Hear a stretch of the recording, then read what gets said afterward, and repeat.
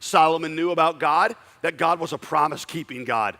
God was a promise-keeping God. Solomon is going to utter a phrase first in verse 15 that he's going to repeat all throughout this prayer, and that phrase is, God has fulfilled his promise by his power.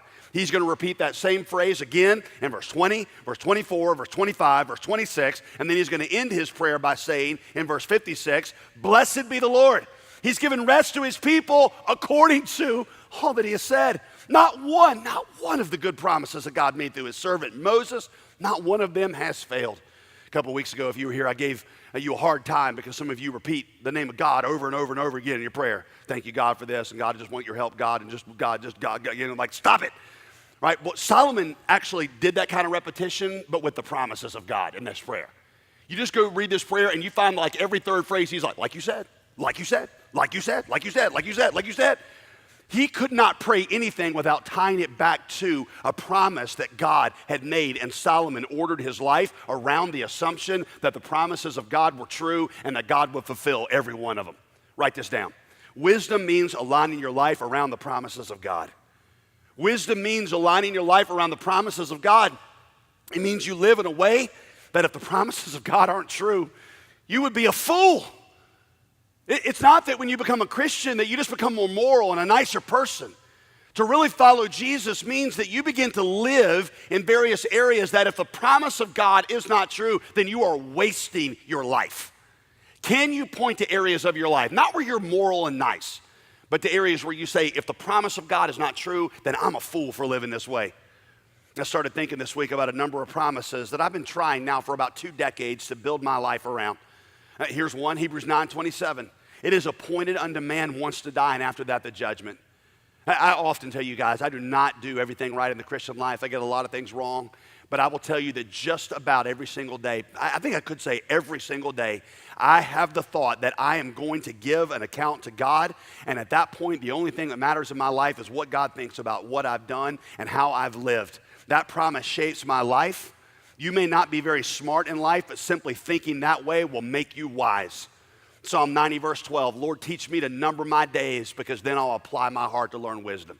That's one promise. Here's a second one that I've built my life on for the last 20 years. Honor the Lord with your wealth, with the first fruits of all your crops.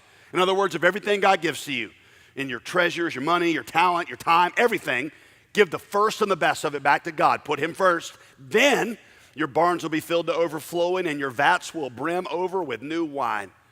I'm telling you, for 20 years, I've banked my life on that being true. God, you're going to get the first and the best, whether I can afford it or not, because I believe if I honor you, then you'll take care of me. Now, here's a third promise I've built my life on. Psalm 84:11, no good thing will he withhold from those whose walk is right with him. He will not withhold any good thing if I am walking with him. Can I ask you a question? What would your life actually look like if you believe that? What would your life look like if you believed that no good thing would God withhold when you were walking with him? I tell you what, here's what it's done for me. It's made me incredibly bold when I pray. Because I'll say to God things like, God, I need this good thing in my parenting. I need this good thing in my marriage, and you promised you would not withhold good things for me, and I need it right now, so I'm asking you for it, and I'm asking boldly. Here's the other thing it does for me. When something doesn't turn out the way that I think it should, which happens a lot in my life and yours too, then what it does is it gives me an incredible sense of peace and calm, because I know that whatever is happening in my life, it's not because God has started to withhold good things from me, because no good thing will he withhold from those who walk with him. It means that whatever I'm going through is better than what I asked to happen. And I can just rest in his promise, and it gives me an incredible sense of peace. George Mueller was a man who I think exemplified both sides of this. His favorite verse was Psalm 84:11.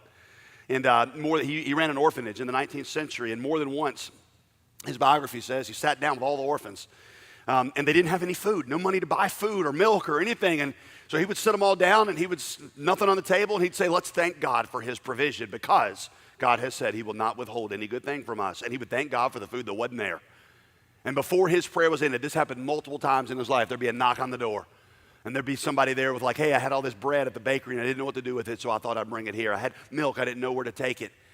His belief in the goodness of God led him to incredibly bold prayers. The other side of it, his wife contracted rheumatic fever when she was fairly young, in her early 50s, and he prayed for her healing, like you should. But she didn't get healed. She got sick and died. I mean, she just continued sick and she died. The last verse, he said to his wife on her deathbed, his sweetheart, Psalm 84:11, no good thing will he withhold from those whose walk is right with him. And that means that this that we're going through, even though it's painful for us, is ultimately a good thing in his plan. All right, what would your life look like if you actually believed that promise and built your life around it? I'll give you one more, Matthew 24:14. In this gospel, Jesus said, of the kingdom will be preached in the whole world as a testimony to all nations. And then the end will come. That's a promise of what God is doing in the world and what he's going to finish doing before the end comes. I have ordered my life and done my best to order the affairs of this church around that verse right there. Y'all, we pursue world missions like we're crazy, not because we love world travel, not because we got some silly idea about global domination. We pursue world missions because I believe that promise right there is true. And I believe that if you want to be where Jesus is working in the world, you'll be in the kingdoms of the world, seeing the gospel of the kingdom come into there because they're going to know Jesus before time is up. When you order your life around God's promises, it makes you wise. When you don't, it makes you a fool. Which are you doing? Are you living as if his promises are true or are not true?